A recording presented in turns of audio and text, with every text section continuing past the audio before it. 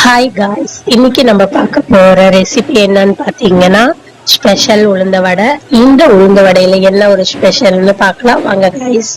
இப்ப நான் ஒரு 1/4 கிலோ உளுந்த பருப்பு ஊற வச்சுக்கிட்டேன். அது நல்லா ஒரு 2-3 தண்ணி போட்டு அலசி எடுத்துக்குங்க. அதுக்கப்புறமா நம்ம கிரைண்டர்ல போட்டு நல்லா நைஸா அரைச்சிங்க. இதுல ஒண்ணு என்னன்னா, நம்ம தண்ணி நிறைய ஊத்தக்கூடாது, கொஞ்சம் கொஞ்சமா ஆட் பண்ணி தான் ஊத்தணும். அதுவும் தெளிக்கணும் ஒழிய நல்லா ஊத்தக்கூடாது. தண்ணி எடுத்து தெளிச்சு தெளிச்சு தான் நம்ம செய்யணும். அதுக்கப்புறமா பாத்தீங்கன்னா நல்லா அரைப்பட்டுருச்சு. இப்ப நான் ஒரு 1/2 கிளாஸ் எண்ணெய் எடுத்திருக்கேன். ரீஃபைண்ட் ஆயில் இருந்துச்சுன்னா ஒரு 1/2 கிளாஸ் எண்ணெய் அதுல விட்டு அரைச்சிக்கங்க. ஏன் எண்ணெய் விடுறேன்னா, நம்ம வடை தட்டி போடுறப்ப எண்ணெய் அதிகமா இழுக்காது. அதுவும் இல்லாம வடையில எண்ணெய் ஒட்டவும் ஒட்டாது, நல்லா சாஃப்டாவும் இருக்கும். அதுக்கப்புறம் பாத்தீங்கன்னா இங்க பாருங்க, நல்லா அரைப்பட்டுருச்சு. இந்த மாதிரி உருண்டை பிடிச்சி நீங்க ஒரு பவுல்ல தண்ணி வச்சு போட்டீங்கன்னா மிதங்கும், பரவாது. அதுக்கப்புறமா எடுக்கும் போது அழகா அந்த உருண்டையா நல்லா உருட்டி வரும். இங்க பாருங்க, இந்த பதத்துக்கு இருக்கும் போது நீங்க எடுத்துடணும். அப்ப நல்லா வரும் உங்களுக்கு. இப்ப இதுல என்னென்ன பொருள் நம்ம சேர்க்க போறோம்னா, வெங்காயம் சின்ன வெங்காயமோ பெரிய வெங்காயமோ நல்லா பொடியா நறுக்கி போட்டுக்குங்க. உங்க வீட்டுல பெரிய வெங்காயம் இருந்தாலும் ஒரு 2 வெங்காயம் எடுத்து பொடியா நறுக்கி போட்டுக்குங்க.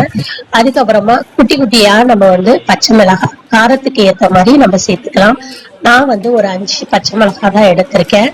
குட்டி குட்டியா நறுக்கி இந்த மாதிரி போட்டுக்குங்க. அதுக்கப்புறமா பாத்தீங்கன்னா ஜீரகம் 1 ஸ்பூன் போட்டுக்குங்க. அதாவது இது பெருங்காயம்.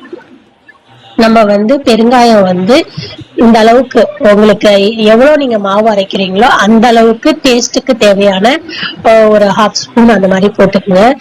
அப்புறம் பாத்தீங்கன்னா ஜீரகம் 1 ஸ்பூன் போட்டுக்குங்க. அதுக்கப்புறம் மிளகு 1 ஸ்பூன் போட்டுக்குங்க. ஏன் ஜீரக மிளகுனா செரிமான தன்மைக்காக தான். எண்ணெயில நம்ம பொரிக்கிற எந்த பொருளா இருந்தாலும் நம்மளுக்கு செரிமானம் ஆகணுங்கிறதுக்காக தான் செய்யறது. இஞ்சி 1 விரல் அளவுக்கு எடுத்துக்குங்க, குட்டி குட்டியா நறுக்கி போட்டுக்குங்க. அதுக்கப்புறமா பாத்தீங்கன்னா ஒரு கைப்பிடி அளவுக்கு தேங்காய துருவி போட்டுக்கணும். நம்ம அப்படியே போடக்கூடாது, துருவி தான் நைஸா துருவி விட்டு போடணும். ஒண்ணுமே இல்ல, சிம்பிளான மெத்தடு. அந்த தேங்காவை மிக்சியில போட்டு 2 அடி அடிச்சீங்கன்னா போதுங்க, இந்த மாதிரி துருவல் மாதிரி வந்துடும். தண்ணியே விடாம நீங்க சும்மா ரஃப் அடிச்சாலே துருவல் மாதிரி வந்துடும். அதுக்கப்புறம் பாத்தீங்கன்னா கடலை மாவு ஒரு 2 ஸ்பூன் ஆட் பண்ணிக்கணும். ரொம்ப எல்லாம் சேர்க்க வேண்டாம். அந்த அரைக்கும் போது நம்ம போட்ட எண்ணெயும் கடலை மாவும் எதுக்குன்னு பாத்தீங்கன்னா, அந்த எண்ணெய் வடையில எண்ணெயில வடை போடுறப்ப பொரிஞ்சு வர்றப்ப எண்ணெய் அதை ஒட்டாம இருக்கிறதுக்காக. கடைகள்லாம் பாத்தீங்கன்னா வடை எடுத்து வாங்கி சாப்பிட்றப்ப எண்ணெய் நிறைய ஊத்தி இருக்கும், அந்த மாதிரி ஒட்டாம இருக்கிறதுக்காக தான் நம்ம போடுறது. அதுக்கப்புறமா பாத்தீங்கன்னா 2 ஸ்பூன் அரிசி மாவு ஆட் பண்ணிக்கங்க. நான் அரிசி மாவு இப்ப கம்மியா போட்டிருக்கேன். கலந்து விட்டுட்டு எப்படி வருதுன்னு பார்த்துட்டு அதுக்கப்புறமா எக்ஸ்ட்ரா வேணும்னா 2 ஸ்பூன் சேர்த்துக்கேன். ரொம்ப சேர்க்க வேண்டாம், அப்புறம் கல்லு மாதிரி இருக்கும். இங்க பாருங்க, இந்த பதத்துக்கு நல்லா கலந்து விட்டுக்குங்க. கொஞ்சமா உப்பு போட்டுக்குங்க. நான் அரைக்கும் போது கொஞ்சம் உப்பு ஆட் பண்ணிட்டேன்.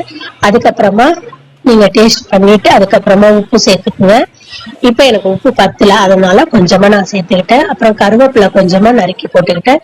இப்ப கடாயில எண்ணெயை விட்டு சூடானதுக்கு அப்புறமா நம்ம வடைய கை ஈர பண்ணி விட்டு நீங்க போடலாம். தட்டி விட்டு போட்டுக்குங்க. இந்த மாதிரி போடுங்க.